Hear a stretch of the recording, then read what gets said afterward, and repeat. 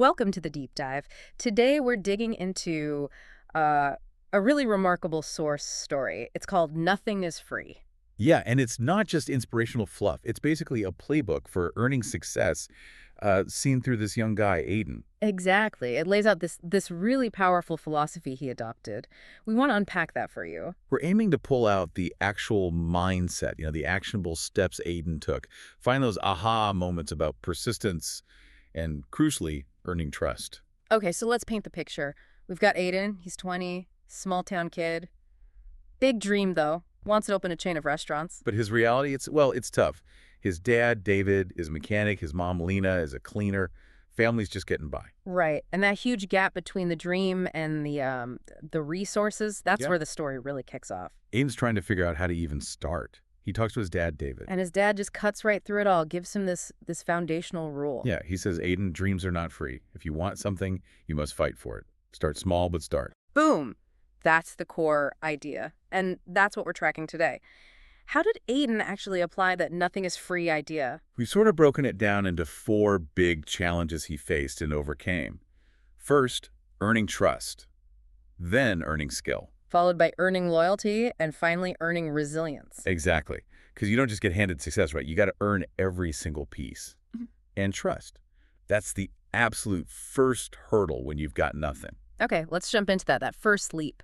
Aiden sees this opportunity. People want fresh bread, but the bakery's way out of town. He spots the need. Classic entrepreneurship. But, uh-oh, the first major wall. Yeah. Zero cash. Can't even buy the first loaf to sell. Yeah, forget a bank loan. So what does he do? This is where it gets interesting. He thinks, okay, can't buy the product with money. Maybe I can buy it with, character, with effort. So he walks all the way to the bakery, meets the owner, Mr. Harris, who's described as, serious, old school. And he doesn't ask for money. He asks for credit. But not financial credit.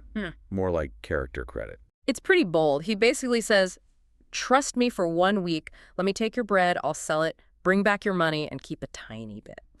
And Mr. Harris, naturally, is skeptical. Why should I trust you, boy? Aiden's answer is pure gold. No business plan, no projections. Just because I'll work hard and prove myself. He's putting his future actions up as collateral. It's incredible. And Mr. Harris gives him a shot. But it wasn't instant success, was it? No, not at all. Huh. He sets up near the park.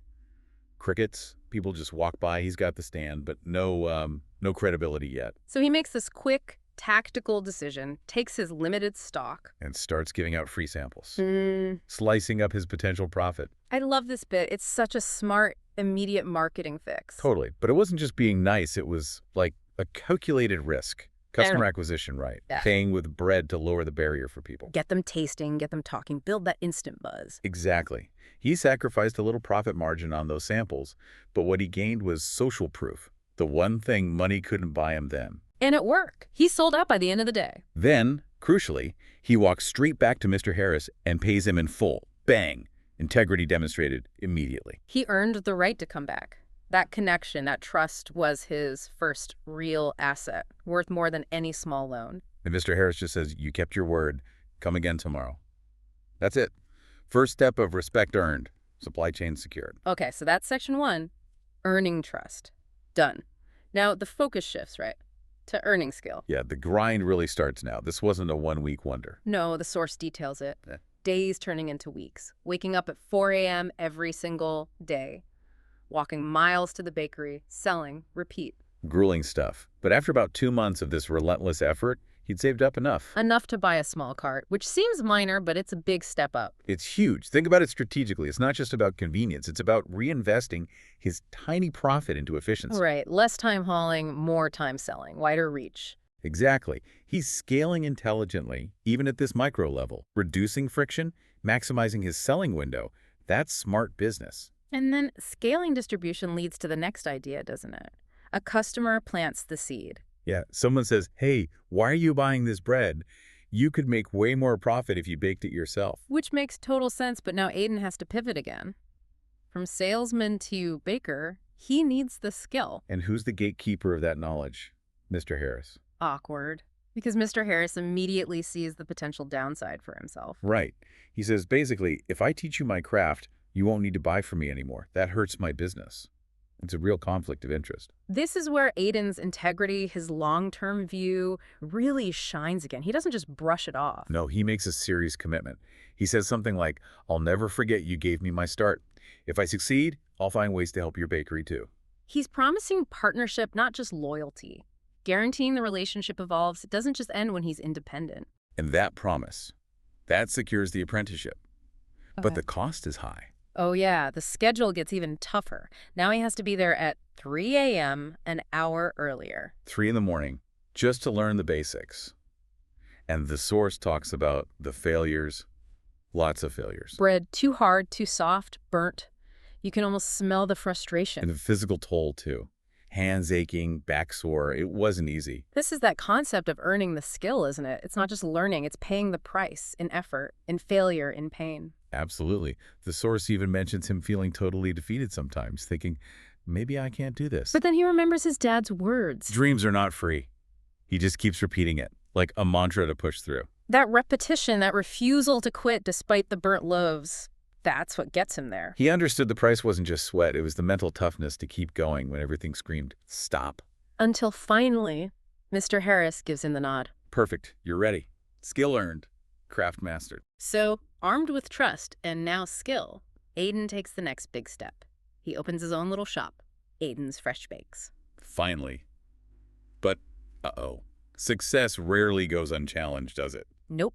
The market reacts, competition arrives. Yeah, this guy Ethan opens up nearby, and his place is the opposite of Aiden's humble setup. It's big, fancy, and full of lights.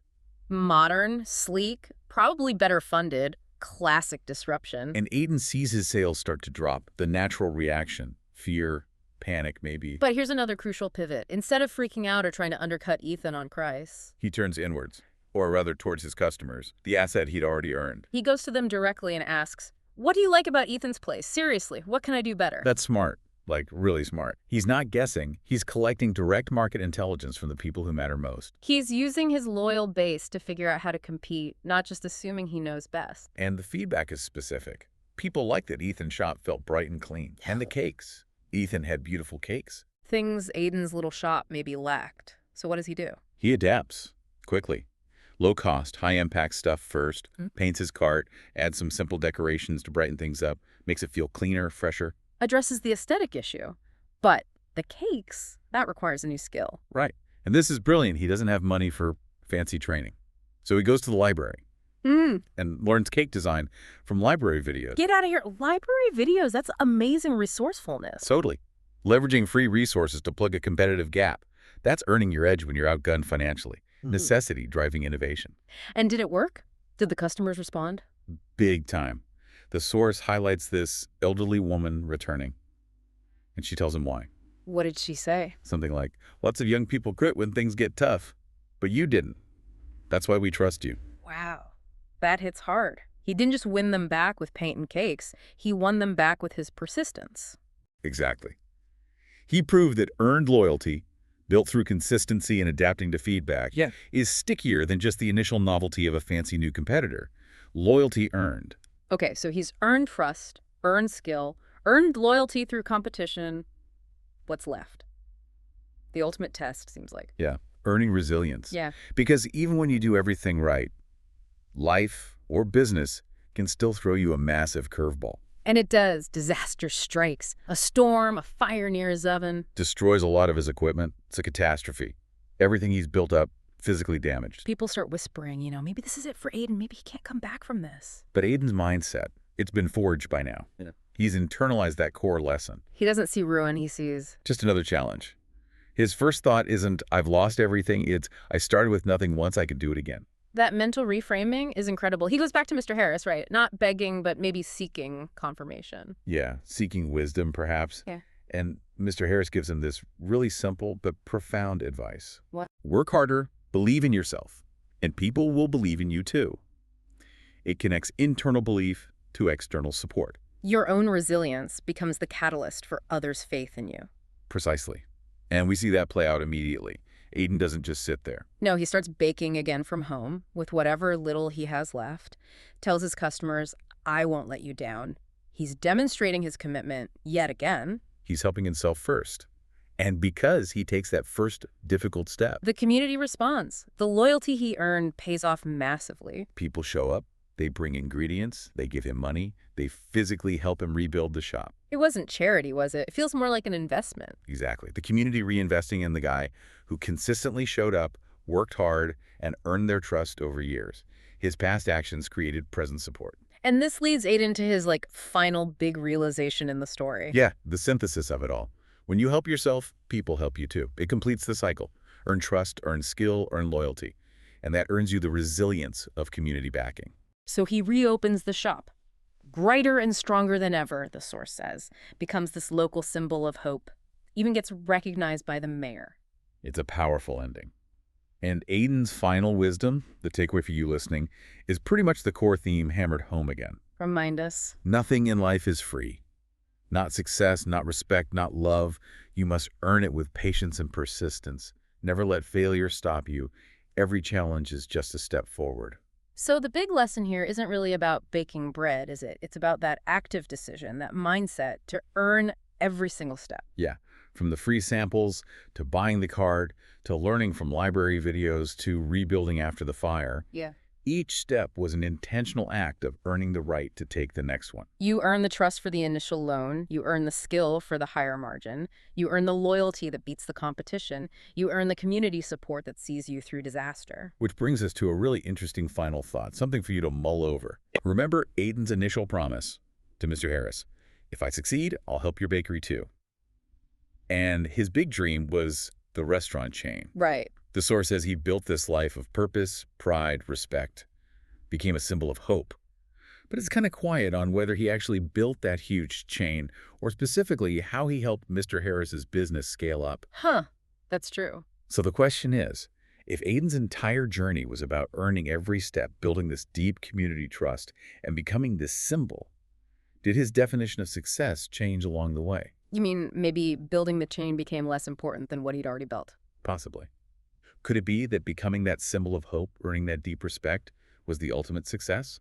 Perhaps more valuable in his earned perspective than the original, grander, maybe more conventional ambition? How might he define success differently at the end compared to the start?